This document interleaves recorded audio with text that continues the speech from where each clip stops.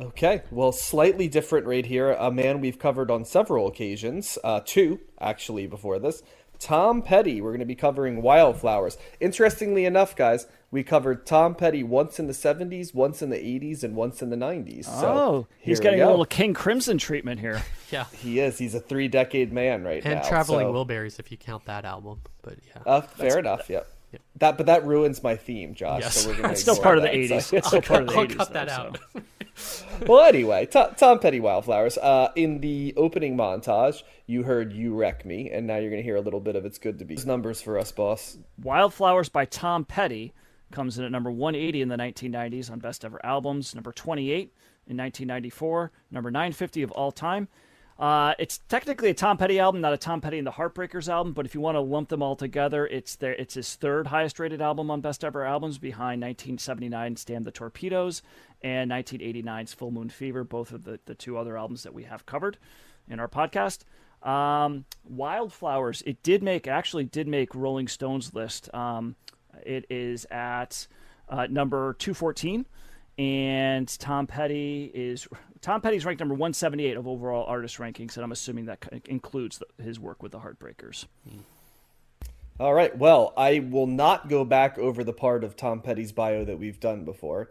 We've covered his origin story in the 70s, as well as what he was doing in the 80s. Let me kind of do when last we left Tom Petty. When last we left Tom Petty, he was riding pretty high. He had released a pretty huge album, Full Moon Fever, that we covered, which had all the hits on it. And he was a member of, as Josh mentioned, the Traveling Wilburys as well. And he was in between, when we were covering Full Moon Fever, was in between the two Wilburys albums. Where that takes us after there is probably his biggest period of chart success, believe it or not. He's had a ton of hits, but that period in time is when he had his most. I Won't Back Down, Running Down a Dream, Free Fall, and end of the line, right? From the Wilburys, and the Wilburys had multiple singles as well along that time, so he's all over the charts. Yeah, and then he did "Learning to Fly" and "Mary Jane," right? Well, that's kind of where I'm getting to. So, like, what happens is he does Volume 3 with the Wilburys, and then he does Into the Great Wide Open, an album that we didn't cover. It was his second album that he did in conjunction with Jeff Lynne of the Wilburys and his own bands, ELO most notably. That was in spring of 1991. Continued to have pretty big hits, and he's still flying. He in 1993 he releases a greatest hits album that does very well. Tom Petty in some ways is like the ultimate artist made for a greatest hits album, I think. Yeah, really. He's just a single machine. As Matt always says, don't bore us, get to the chorus, right, was his big line. But he brings in Rick Rubin at that time, and they do two songs together, most notably Mary Jane's Last Dance, which was a top 20 hit. Something else that's big that happens for Tom Petty is he decides to leave MCA Records and goes to Warner Brothers. It is announced that he'd negotiate a $20 million deal. So at the time, it was one of the biggest record contracts ever. I think shortly afterwards, like REM, when they move record labels to go to do Monster, right? I think takes over that toll. But yeah, $20 million, pretty big music deal. Pretty cool for a guy who famously in his early albums went to war with the record companies to sell his album for cheaper. Mm-hmm. So I thought it was kind of fitting for me that he it got sort of the last say on that and was able to do that, but also be successful himself financially. So this album is interesting in the sense that Rick Rubin and Tom Petty decide that they just want it to be a Tom Petty album. This is just a Tom Petty album without the Heartbreakers. And Tom Petty has a quote, "Rick and I both wanted more freedom than to be strapped into five guys. However, the Heartbreakers are also all over this album and serve as like the backing band for this. The only person who's not here is Stan Lynch, the drummer, who had left, and Steve Ferrone jumps in here. So it's a Tom Petty album, but also with the Heartbreakers on nearly every song. So yeah, and Steve Ferrone basically took Stan Lynch's place in the Heartbreakers. So it is basically all the Heartbreakers. So that is. Yeah, so it's a weird one. Like I think semantically it's a Tom Petty album, but it's not like he went away from the Heartbreakers. The Heartbreakers are still on this album.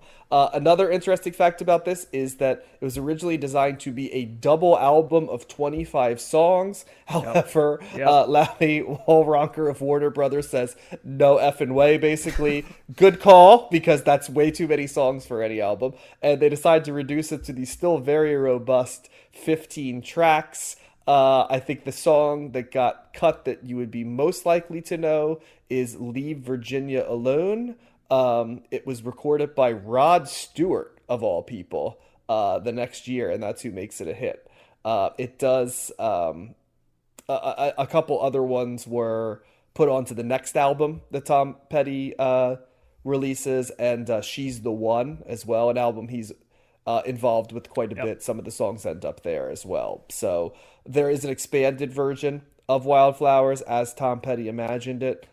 You can check that out. It is available on most of the streaming platforms. It was released in 2020 as Wildflowers, Wildflowers, and All the Rest was the name of the album. So if you want to do that.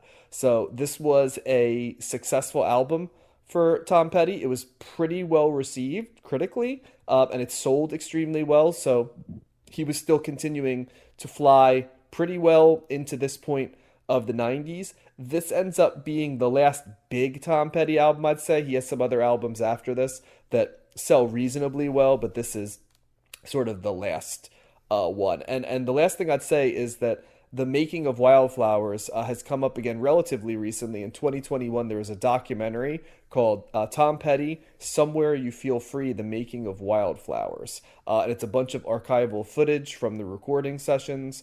It was not found until after Tom Petty died.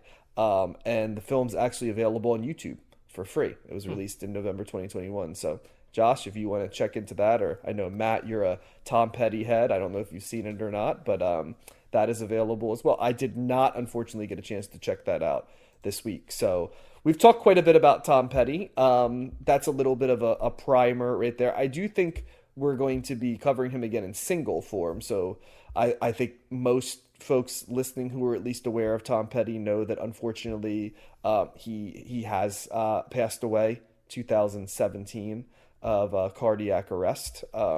And so relatively young too, unfortunately. So yeah, that was a Josh right there. I added in a little bit of tragedy at the end. So, well, it's your first take too, Josh, because Matt got the last one. So what'd you think of Wildflowers by Tom Petty? Were you familiar with it? No, I was not, outside of some of the singles.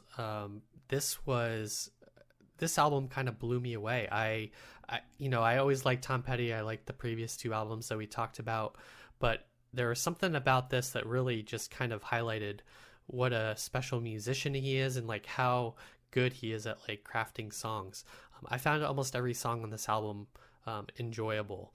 I don't know if I mean, credit can be due to Rick Rubin's production too. You know, he will continue to appear. You know, we talked about him with Johnny Cash and Beastie Boys and other artists as well throughout the decades. But maybe he just knows how to let Tom Petty flourish, to use a phrase. And yeah, I thought this was just kind of great rock and roll, great kind of Americana tinged rock and roll, and it's just really catchy and really kind of the best of like what he does. I like the Wildflowers song kicks it off. I thought it was going to go into kind of like another gear, but it doesn't really. It just kind of starts and stays gentle, but then it goes into you don't know how it feels, which is with the kick drum and the harmonica to start that song off. That's like I forgot like how great that song was because I hadn't heard it in a while, and then it just keeps going. You Wreck Me, I thought that song was great. It's Good to Be King is interesting.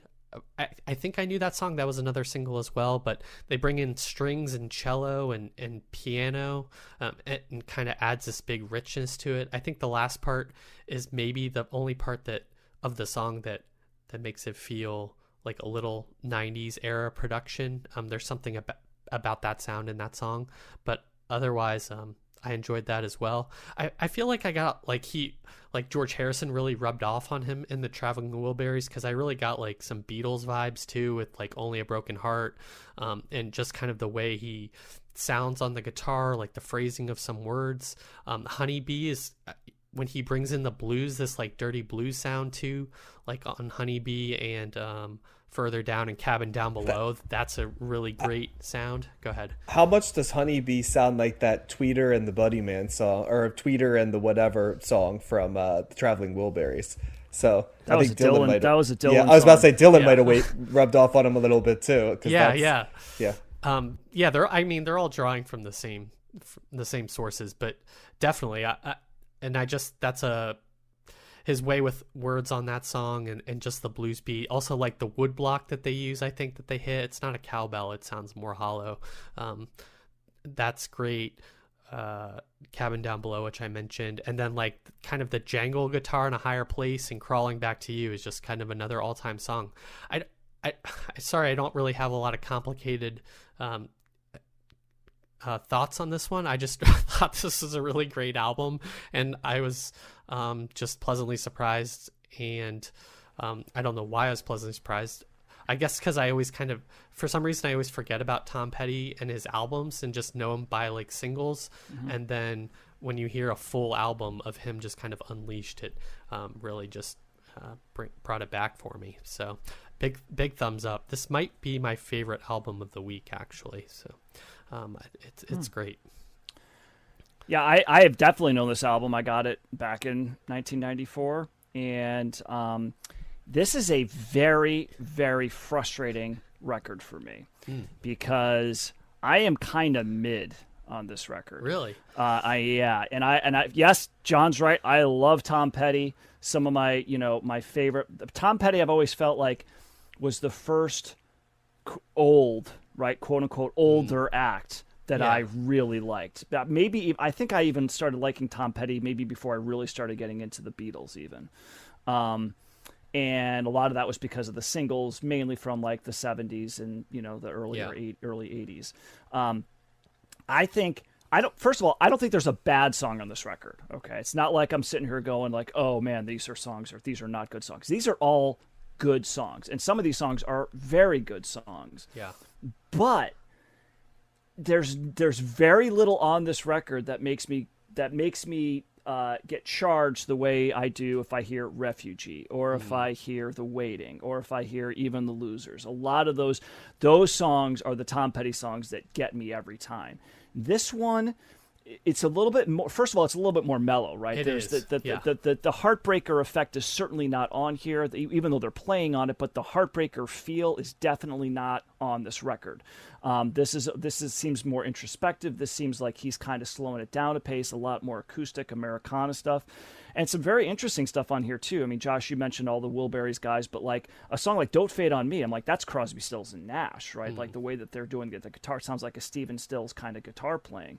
And so I like all of that, but there's not much on here that I'm like, yeah, that song gets me. Most of it's like, yeah, that's good. Yeah. And why don't I like it more, right? Like, why am I not getting over to that next level? I don't know, maybe the closest I get to that is Honeybee, because that guitar riff is so just badass that, like, Exactly. it's that dirty blues song, and it's not really a song that Petty does a whole lot, that type of sound, or much at all.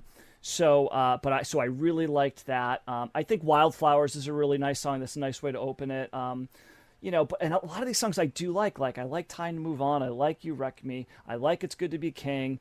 I like Only a Broken Heart, but it's like, I like all of them. I don't love really many of them, or any of them really. Yeah. And I think the album is too long.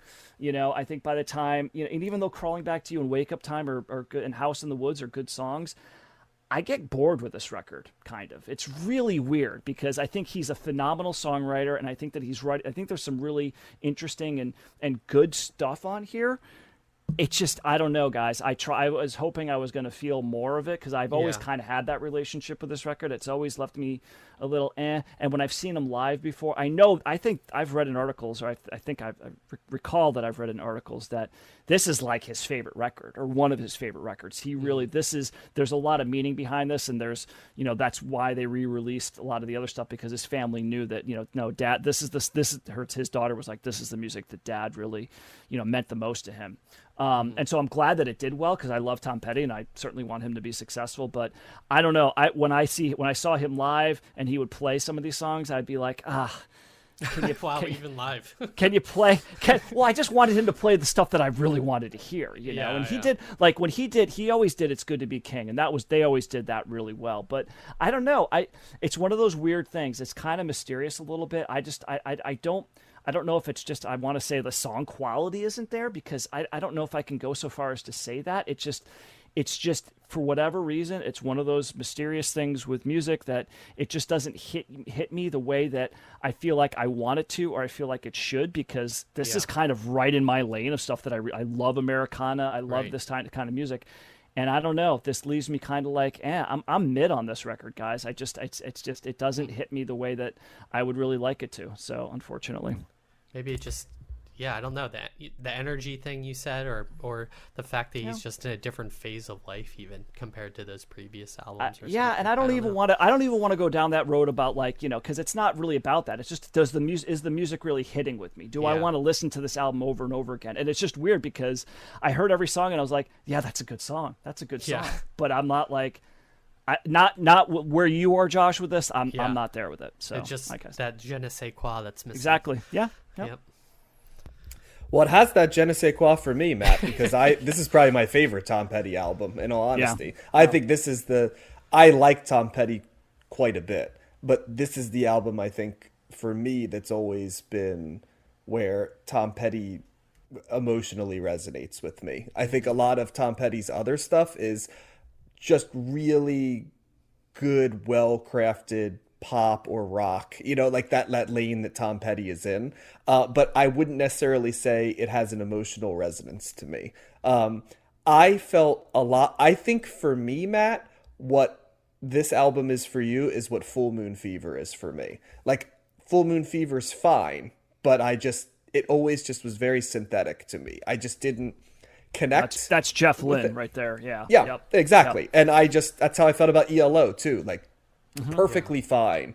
But I don't know. I with a lot of stuff, I just need another layer to it. And so I kind of had that one, Full Moon Fever, ranked as solid, but I think you guys were higher on it than me. Yeah. I'm a little bit the opposite with you on this one, Matt. This one has that emotional resonance. Like you said, kicks off with Wildflowers, which I think is a great album opener. And then it's like a bunch of singles, right? Yes. What I like about it is all the singles are different. Like, you don't know how it feels as a slower version of it, more contemplative, reflective with the harmonica in it. You Wreck Me is upbeat, has almost like an early Tom Petty feel to it in some ways. It's Good to Be King has always been one of my favorite Tom Petty songs. It's a little bit longer, but I love the chord changes. I love the pieces of the song and how they come together. This whole album is really well produced. It definitely sounds of the mid 90s, and it definitely sounds like Rick Rubin, but that's a good thing for me because his clean production resonates with me. Honeybee, even though it shares a lot in common with Tweeter and the Monkey Man, I heard that immediately, is a great guitar riff. And then Tweeter and the Monkey Man's a better song title than Honeybee, though. Let's be it honest. is, yes. It's the most Bob Dylan song title you could possibly have. It's verging on parody, you know what I mean, at that point in his career. And then there's a period where Tom Petty goes through his like big star period because he does a couple songs like A Higher Place, most notably, that are like straight beautiful power pop, type of rock music. What did we call that? What's the big star Badfinger power pop, right? Yeah, like along the way. There's a couple songs there that are just beautiful versions of that, and that's a genre of music, much like goth music. I'm finding that there's a shockingly large amount of stuff in that subgenre that I really like, that resonates with me quite a bit. And for a 15-song, over 60-minute album, if you told me Tom Petty is going to release a 60-minute album, I'd be like, oh, I don't know if that's the best version of Tom Petty, because I'm suspicious of 60-minute albums to begin with, and Tom Petty feels much more like a 45-minute album guy, but I don't know what it is. I'm on Team Josh on this one. There was just something about this from start to finish that engaged with me. I'm not going to say you're wrong, Matt, because you're not, but I was not bored on this album or found that it didn't hook me in. It actually, there was a weight to it. I thought the piano when it was used on this album was really beautiful too. In some ways, this album kind of is like what I wanted the band to sound like when we covered the band, but they never really did. So I was like, this in my brain is like what I would have wanted the band to sound like. So, and while it is a more mature album, it still is undeniably Tom Petty in its own way. And it checks all the boxes for me. So comfortable thumbs up for me. Yeah, and oddly enough, I would also say this is probably one of his more consistent records too. You know, despite the fact that there's 15 songs and it's over an hour long, like there's songs on other albums that you're like, you know, I guess I'm saying I'm here too, but in a different way, because I'm just like, that doesn't really connect with me at all. I mean, it's connecting with me. It's just not to the level that I would like it to. And it's odd because you talk about Full Moon Fever, you talk about this record. The one that really that I found years ago that really connects with me, that's kind of like that surprised me, was Into the Great Wide Open, because I like that record better than both of these. And that's his second run in with Jeff Lynne. That is a Heartbreakers album. It's Tom Petty and the Heartbreakers, and that's the one that's got like Learning to Fly and Into the Great Wide Open. But there's just so many deep cuts on that, and I do like the production. Maybe part of it's the production, but I don't know. That could be it. I was never a big fan of that. Well, I actually like that one a lot less than Full Moon. It was like super Jeff Lynne in terms of the feel of it. It's got choruses and hooks all over the place. It's a very pop oriented record, very rock oriented, very upbeat. And that one connects with me. So like, and this one, when he comes out, it is, and it's. You know, but I know people like love different this record. versions of Tom Petty. I think. Yeah, I think so. Because that's the stuff that doesn't connect with me as much. Into the Great Wide Open, I find that to be a little more boring. Yeah. But I just, but I hear you guys, because I know a lot of that's probably more of the popular opinion, but it is what it is. How would you rank the three we covered? We did Damn the Torpedoes, we did Full Moon Fever, and we did this one. I probably would rank them in that order. Okay. Yeah. How about you, Josh? I don't know. I think maybe Damn the Torpedoes this and then Full Moon Fever, but I'd have to go back and listen to them again. Yeah, I mean those are all very different, because you've got old school Tom Petty and the Heartbreakers, then you've got Jeff Lynne Tom Petty, and then you've got Rick Rubin. Well, that's why I asked, because they're three they're actually probably the perfect three albums. If we were going to cover three Tom Petty albums, we probably picked the exact right three. Yeah, so that's probably fair. I would go Wildflowers, Damn the Torpedoes, Full Moon Fever would be my order. Yep.